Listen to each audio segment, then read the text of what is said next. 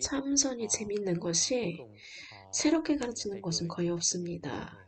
중국 선종은 역사도 길고 수천 년 동안 깨달은 스승들이 많이 나왔습니다. 그런데 우리 같은 새로운 세대가 가르칠 때 사실 새로울 것이 없습니다. 참선을 제대로 이해하려면 옛 스승들의 가르침을 다시 살펴봐야 합니다. 우리가 새롭게 생각하는 것도 사실 이미 옛 선사들이 설명해 놓은 것입니다. 깨달음은 인간의 경험이기 때문입니다. 한번 깨달으면 새로운 게 아니구나 하고 알게 됩니다. 새로운 것 같은데 사실 모두가 본래 성품을 밝힐 뿐입니다.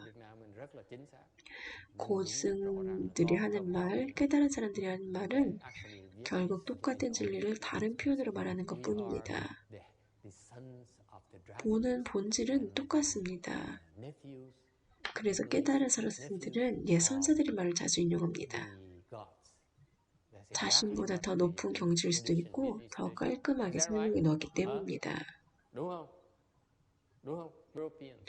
마음은 의식적인 생각 작용입니다. 순간순간 일어나는 생각들, 한 생각이 끝나기도 전에 다른 생각이 이어집니다. 마음이란 판단하고 평가하고 분석하고 구별하고 판단하는 기능을 말합니다. 여러분은 그 능력을 자랑스러워합니다. 하지만 그걸 멈추라고 합니다. 여기서 주한다는 것은 기대고 있다, 의지한다는 뜻입니다. 어떤 것에 마음을 두고 의존하고 기대는 것, 그걸 하지 마세요. 예를 들어서 돈에 기대지 마세요. 남편에게 기대지 마세요.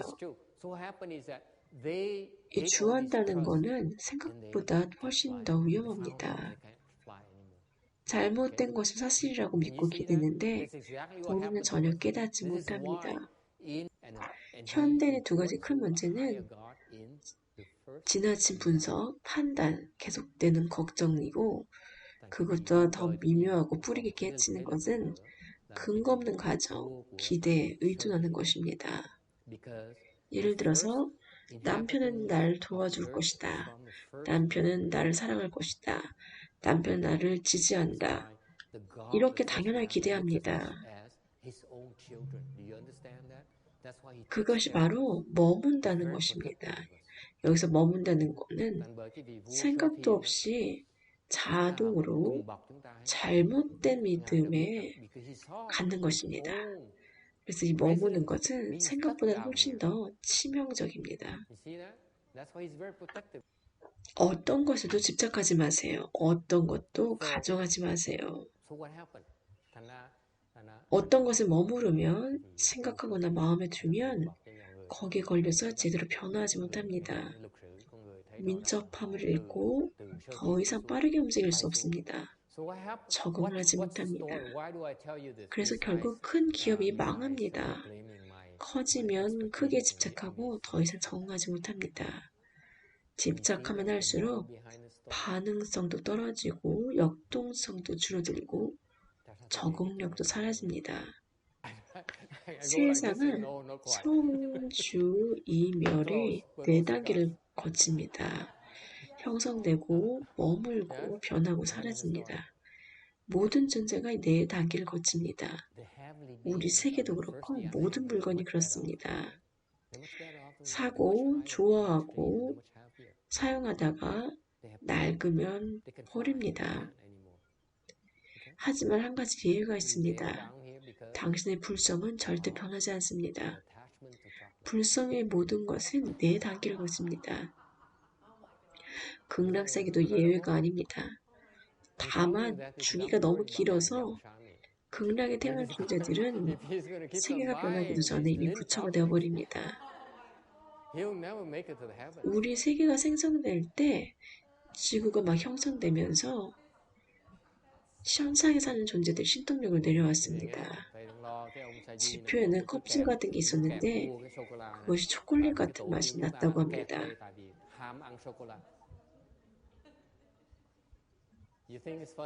그래서 하늘에 있는 천인들이 맛있네 하면서 내려와서 그걸 먹기 시작했습니다. 아무 할 일도 없으니까 집어서 맛있다고 먹기 시작합니다. 선인들이 먹고 친구들에게도 알려줍니다. 거기 가면 초콜릿 같은 땅이 있어. 그래서 친구들도 내려오고 무리지어 내려와서 먹기 시작합니다. 계속 먹고 먹다가 살이 찌기 시작합니다. 그러다가 하늘로 다시 올라가는 것이 점점 힘들어졌습니다. 그들이 바로 지구의 첫 번째 조상들입니다. 그렇게 지상에 갇혀버렸고 그들이 바로 우리 선조가 되었습니다. 무엇에 집착하면 그 순간 움직일 수 없게 됩니다. 집착하면 붙들리고 붙들리면 자유를 잃습니다. 어디든 머무르거나 집착하면 갇힙니다. 무언가에 기대면 거기 사로잡혀 버립니다. 그것이 바로 인간의 조건입니다. 보살은 자신을 위해서가 아니라 중생을 이롭게 하기 위해 수행합니다. 그들은 항상 보시를 실천합니다. 어느 한순간도 보시하지 않는 때가 없습니다. 항상 보시합니다. 보살의 삶은 언제나 보시하는 삶입니다. 보살은 자기를 이롭게 하는 것을 버리고 남을 이롭게 하는 데 점령합니다. 항상 다른 존재를 먼저 생각합니다. 자기를 거의 잊고 삽니다. 그만큼 시간을 다른 존재를 위해 씁니다. 신기하게도 자기를 위한 이익을 포기할수록 가장 큰 이익이 자기에게 돌아옵니다. 보시를 하면 할수록 자기 이익을 생각하지 않을수록 복이 커집니다. 보시는 첫째 재보시입니다. 돈뿐만 아니라 가치 있는 모든 것, 물건, 노동, 재능을 줍니다. 물질적인 도움입니다.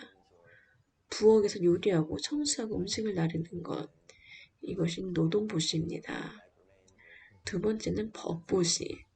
사람들에게 문제를 해결하는 법을 가르치고 실수하지 않는 길을 알려줍니다. 셋째는 무해시. 두려워하는 사람들을 안심시키고 걱정을 덜어줍니다. 걱정하지 마세요. 괜찮습니다. 하고 안심시켜줍니다. 이 세 가지가 불교의 큰 보시입니다. 보살은 이 세 가지 보시를 끊임없이 실천합니다. 자기에게 집착하지 않을 때 가장 큰 이익이 돌아옵니다.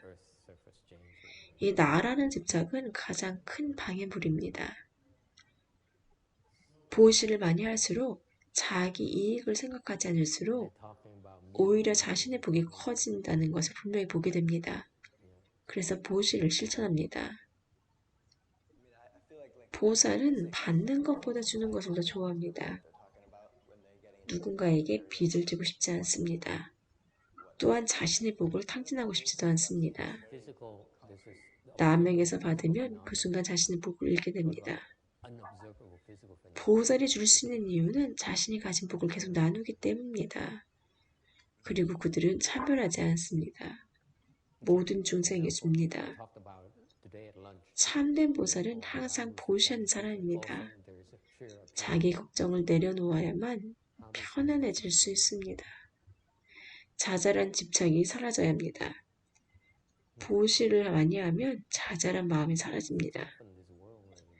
보살은 중생을 이롭게 할 때 어디에도 집착하지 않고 뒀습니다. 사람들은 자기 재미에 집착합니다. 그 집착에 매여 있어서 더 큰 기쁨, 더 큰 범락을 보지 못합니다. 이해관계가 있으면 판단이 흐려집니다. 그러면 올바른 판결을 할 수가 없습니다. 이것이 바로 집착입니다. 집착이 있으면 맑은 판단이 불가능합니다. 집착은 판단력을 흐리게 합니다. 그래서 보살들은 보시에 힘을 씁니다. 보시에 잠시라도 주저하면 그 순간 자기 안에 남아있는 집착을 발견하게 됩니다. 보시할 때 생기는 작은 주저함을 통해 집착을 발견하고 드러냅니다. 머뭇거린다면 그 순간 머리가 맑지 않다는 뜻입니다. 보살은 계속 주고 또 주면서 집착이 완전히 사라질 때까지 닦아나갑니다. 우리는 혼미해서 온갖 욕망을 따라 삽니다.